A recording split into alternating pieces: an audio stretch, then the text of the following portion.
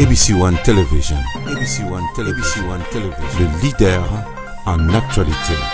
Voilà, merci beaucoup Balandi na chaîne Kitoko Oyo ABC One Netorobaka. ABC One, c'est Jésus-Christ qui est le number one. Merci na maman Chantal Ayao kuna na États-Unis pena papa osé et je n'ai pas oublié et Rebecca na Bianca kuna na États-Unis Zambe apambola abino. Et mesdames et messieurs, oui dernièrement to utaki ko la Sabino acquittement ya Jean-Pierre Bemba na la Boyebi, qu'on a la CPI, je crois Kinshasa est en ébullition. Alors, l'élo Oyo, dans une semaine, c'est-à-dire le 1er août prochain, l'arrivée, il y a le sénateur Jean-Pierre Bemba Gombo, il y a le président, il y a MLC, il y a secrétaire général Mama Eve Bazaï Baké. Le sénateur Jean-Pierre Bemba Azoya, le premier, a communiqué. Ok, c'est bon. Alors, on a communiqué au sénateur Jean-Pierre Bemba qui à Bruxelles. Il a quand même reconnu que à soutenir s'il s'agit, il sera obligé de être candidat. Ceux qui peuvent candidat M. Azali, à soutenir. Alors, est-ce que Jean-Pierre Bemba, ceux qui a quitté Kinshasa, a accepté vu impression, soit on a vu idée, il y a des politiciens qui biso awa ndenge bazalaka. Est-ce qu'ils vont accepter que va s'unir ensemble pour que va poser une seule candidature pour faire face au régime en place? Mutuna totuni, je crois que vous avez réponse nango na bandeko oyo tozo interview sur Bolanda bango et puis to surtout juste après. ABC One Television. ABC One Television. ABC One Television. Le leader en actualité. Merci beaucoup, on découvre Mbote. Ah, Mbote, papa journaliste. Vous êtes congolais? Nasa congolais le roi yo na habité, soyo posa congolais le roi ngai. Voilà, président Jean-Pierre Bemba au MLC, oyo Aruteki na CPI qui a quitté il n'y a pas longtemps, dernièrement, à Bruxelles, à Ténépé point de presse, Azoya le premier à Kinshasa. N'a eu impression des années. Ah, merci papa journaliste na question tuninga pona retour ya moko ya ba congolais na biso wa bengami na kombo ya Jean-Pierre Bemba. Retour na ye na mboka ba centre na ye na mboka ba koko na ye na bike eza vraiment soin le bienvenu biso tout wana la liberté na ye et puis retour na ye na mboka. Nabi qui retourne à Mboka et ça là moi et l'autre moi bien sur le plan politique malgré tout ça que Nakolo Baké en Sarola quitté mais retourne et ça là moi quelque chose sur le plan politique. Mais ce que en tant que Congolais on s'attendre na Bemba nini la Roya. Bon nabi que Jean-Pierre Bemba c'est un militant nabi que aza vraiment au babingaka pilier na rolo ba yamboka retour na ye na bike ya on a lobby retour ya Jean-Pierre Bemba et ko changer moi quelque chose sur le plan politique non boy on a côté na détail mais na biga que changer moi quelque chose sur le plan politique mais bazolo ba question qui pa justice à me rappeler hôtel mais là yo moni on dernier bon na ce qui non pour justice mboka na biso na mangamba belé mboka na biso surtout sur le plan justice. Et alors, on a mamoué belé, n'a habité ceux qui étaient les mélaillés sur le plan ya nini. Bon, mamouya ya justice d'abisso, n'a habité boté les mélages. Papa Jean-Pierre Bemba sur le plan mamounini. Mais on a habité qui retourne et ça soit le bienvenu et puis banamboka baoyambaye et puis ça a vraiment retour mon boui et on ça vraiment Congo sur le et changer ba donner belé vraiment même si azalaki en Sarola était na biga qui retourne et ko changer moi mambe belé et lo na ngana lo bagaya ngwana surtout ngana on zéro vraiment ngai na bo meloté papa journaliste en 2006 ngana kendara na lara na Tata Raphaël au papa Jean-Pierre Bemba Sara de 20 mai de aéroport tu Tata Raphaël na pied biso tozala wana présent na biga retour oyo ya touropé Tozalawana et ça vraiment retour mon malamu tozelango n'habité. Mais c'est que par rapport il y a candidat unique parce que au préféré nani azala candidat unique parce que papa Mosengo n'habité ce que président Bemba lobby na ba déclaration na un point de presse à Saraki na Bruxelles bon azana est d'accord que azara obligé de railler sur bâtiment mususu et au conseil à la railler asala nini. Oui problème est ande suko wana. Le problème est que photos à bomoko, faux opposition à bomoko. Papa Jean-Pierre Bemba tango ya na ebike. Oya asola na ba collègue na ye, asola na ba membre na ye, ya opposition mususu. Na ebike soka yo kuta na mesa batse biki na papier ke bango tu balingi Mosengo. Na ebike nde ye pas à la rabo ya te. Ezaka ke to bimiso candidat moko, candidat unique. Photos à 2, 3, 4, 5 T. Berero to sala na ba 2006 na ba 2011 na ba 2018 to na poso ozongela on te poto na poso changement mboka. C'est-à-dire photo bimisa candidat moko soki yo kuta ke na mesa na batse biki na papier ke candidat moko bima Mosengo.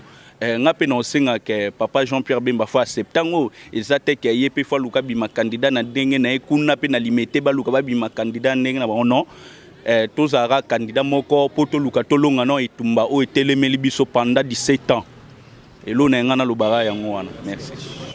Ah OK. Voilà, merci beaucoup. Bonjour Ndonangai. Ah, bonjour monsieur journaliste. D'accord, yo oza oui ouais. Ah na monta na oui. Oh tu vas. Na Ipeni. Ah, Ozobula na Ipeni. Bien. D'accord. Alors le 1er août, c'est-à-dire semaine prochaine, Jean-Pierre Bemba Azaki a quitté dernièrement na CPI au Yebakiango. Bien, to Yebakiango bisonyoso. C'est quoi le biki akoya le 1er awana Kinshasa. Yo atake mwana mboka wewa olobinin. Bon, ngai vraiment eloko na koloba ezaki c'est normal ce qui parce que aza congolais na biso pe en plus aza mokonzi sénateur. Donc ce qui est et ça la biso bien makasi fort parce que abeti bakumbi belé ce qui a commis na Kenya dans aux années 50 makasi fort pour aza congolais. Ce qui est na Kenya yo mwana mboka ozo s'attendre que asala nini azala ni apesa sa candidature ou bien apesa kaka baninga misusu pour kaka baza la ba candidat. Bon, azamutu amayeli, azamutu atanga. Ce qui a fait cette candidature, c'est normal parce que azamutu amayeli. Donc, azapé politicien, to ebié, bah déjà qui peut mboka en 2004. Nos positions candidat fois zaka moko, c'est-à-dire eza basanga na bango nyonso, ba Moïse Katumbi, ba Jean-Pierre Bemba, banani, ba Vital Kamerhe bango tout, basangani kasi ba yokani poli kamnyoso tout ebongaka pe koyokana, c'est-à-dire basangani ba komi mutu moko. Babimisi mutu moko après ça ceux qui vont pouvoir baroyer bandeni ba kabola ba poster. OK, ça va, merci.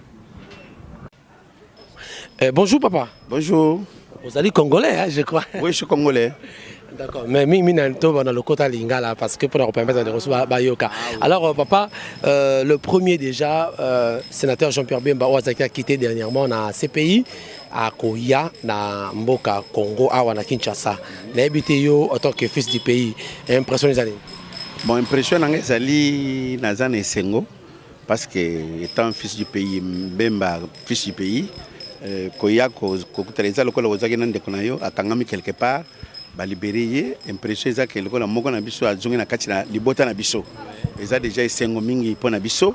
C'est d'abord ma première impression nanga liboso. Bon, il y a deuxième, bon, lui, a une casquette de politicien. Ce qu'il est, il libre pour la mission politique, librement, avec ses frères qui sont dans les pays, surtout plus dans l'unité, dans la paix. C'est ce que nous souhaitons. Nous avons besoin plus de la paix et plus na bateau ibako sunga peuple congolais. Na makambo nyonso oyo mikakato tozana yango besoin nangai plus donc impression nangai zali à faire partie na bateau bakozala na image ya bien ya aider la République démocratique du Congo. Ce qui par exemple Jean-Pierre Bemba a quitté na Kinshasa awa yo en tant que Congolais souhaité que yende a possible bi ayo kapé baninga ba aya ba solo na ba leader mususu ba kuta wango awa. Bon, voilà ils ont dépendre na ye. Tu vois, ça dépend comme étant politicien. Bon, yé a yébi politicien azana ba initiative, azana ba conduite na yé. Donc ezanga item trakotinda yé.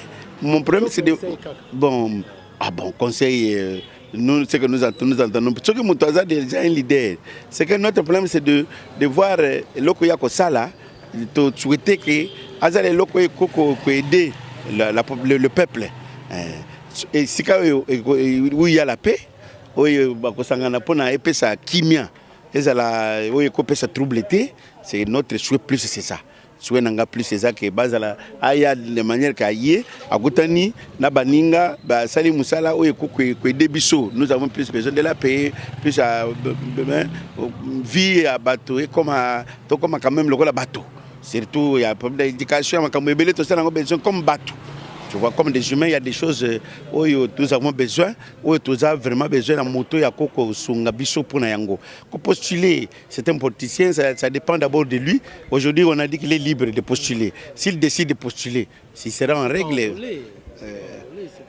Ah bon, là, à ce niveau-là, je ne sais pas ce que je peux décider. Ça, je ne sais pas ce que je peux décider. Il y a un règlement et autre, moi, je ne connais rien de ça. Bon, merci. Merci qu'il bénisse aussi. Ok. Bonjour Ndoranga. Oui, bonjour monsieur le journaliste. Vous êtes congolais? Oui, Naza congolais. Voilà, le président sénateur Jean-Pierre Bemba Azoya déjà le 1er mercredi prochain. N'a habité impressionné les années. Bon, il y a le baming et ça n'a ngoté. Talaga muto asali 10 ans. Libanda moka et puis na kacho. Bon, tous là. Akena vraiment to kendo yambaye vraiment chaleureusement. To sepela makasi loko la zoe na mboka ya bansetra nayi. Et bon koyana na kati ya Congo na Kinshasa awa. Yo oza s'attendre na nini nayi. Bon. Ya on s'attendrait pas nayi ezara ke bayokana unité ezala. Bon comme ça bitumba o ezala bisonyo so comme ça bayeba ninto o sala. OK, merci beaucoup. Bonjour Papa Nangai. Bonjour. Oza congolais je crois. Naza congolais. Voilà, Jean-Pierre Bemba Azaki a quitté dernièrement dans ces pays. Zoko Zonga na Kinshasa le 1er août. Yo en tant que congolais impressionné les années. Vraiment na sepeli mingi na koyoka sango ya zoya le 1er août. Vraiment le kwaza congolais na sepeli mingi pour soka komi ezala ko la papa yenza la sili. Na sepena mingi soka atie candidature vraiment na voter. Mais bazo ba opposition faut ils en la candidature mon ko soki ne si Jean-Pierre Bemba yo ko préféré yene za la candidat unique wana ou bien moto mosusu aza. Te na ko sepela mingi ya za candidat unique. Ata soki baza 3 personnes mais akobimaka la population ba ko voter po aza mwana mboka.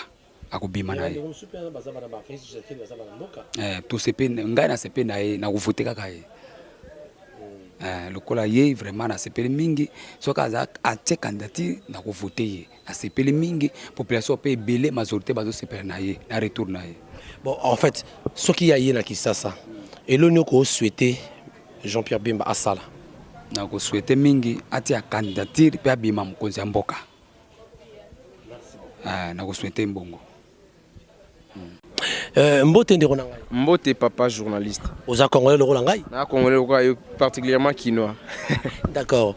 Voilà, je crois Olanda que le président Jean-Pierre Bemba Ozaki dernièrement a quitté na CPI donc le 1er août, c'est-à-dire le mercredi prochain dans 6 semaines à Rosa à Kinshasa. Il y a impression les années. Bon, impression Zara qui est depuis je peux dire pendant 15 ans. 15 ans où Azala qui a arrêté na CPI et puis depuis 10 ans, je crois, depuis 10 ans qu'il a été arrêté. Moi, en tant que Congolais, Nazan Essengo, et puis voilà, a continué parce que sa vie a été menacée, a été privée, et puis voilà, depuis tous ces temps-là, Azaï na CPI, je crois, Justice Salimi, CPI, groupe pénal international, jugé bon, bah quitté. Comme ça, on a l'amboka, à ça la vie politique, a doit déjà les primés. Donc, à ça la suite, il y a continuité, il y a vie politique, il y acteurs politiques et puis voilà tout. Bien sûr, parce que yo lobby aux avez vraiment quinois. Parce que on s'attendre na Bemba nini. Bon, bisous on s'attendre local excusez-moi son akolo ba le gouvernement en place, régime en place a échoué. Tous là tous attendre au moins na arriver à Bemba as la candidat au biso ba quinois moi particulièrement. Ceux qui ont postulé pour l'élection le 23 décembre 2018 a postulé comme ça tout voter.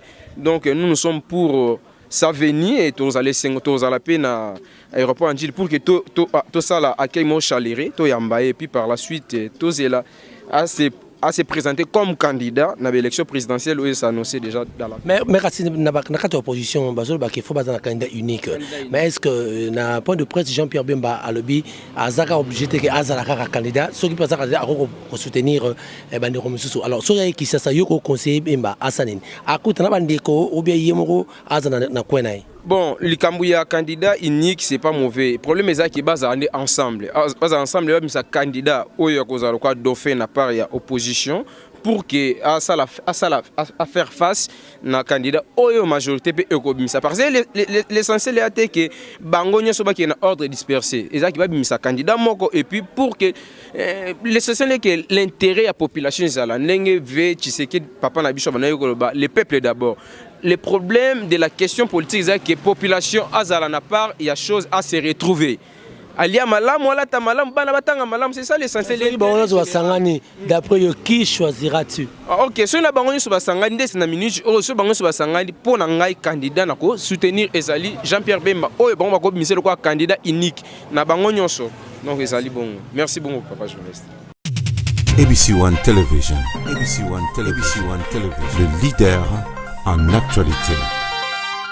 Merci beaucoup, je crois Botu Kolanda Tolobi que le peuple d'abord, qui la déclaration il y a moto na moto, to tambour ça qui micro, bazo senga que l'opposition tous à la unie, soit beaux à la unie, na bon ici un peu, beaux à la unie pour que poser candidature moko unique aussi pour faire face na régime en place. Je crois que merci beaucoup na bande Kobolandi biso à travers le monde namoni Noël Boyembe kuna na Orléans Nzambe apambolaye et puis maman na Olga Champagne na Paris Nzambe apambola pe bande konyoso Dadi Boyembe je n'ai pas oublié hein Dadi Boyembe Nzambe apambolayo na bosanité maman Coco awa na matete alandaranga mingi vraiment Nzambe apambola mamicho na Bruxelles na pesi vraiment bino nyoso ambote na Autriche, et bien au Canada, Timothée Boyembe, petit frère propre, qu'on a à Montréal,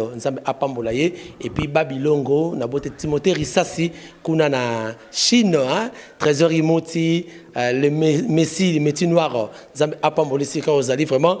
Bolanda toujours beau s'abonner à Ouasekanache parce que vous aurez des informations fiables et vérifiables à Ouasekanache s'abonner mon ABC1 donc beau s'abonner wana toujours je crois Brozala désuté merci Nganabino tokutani prochainement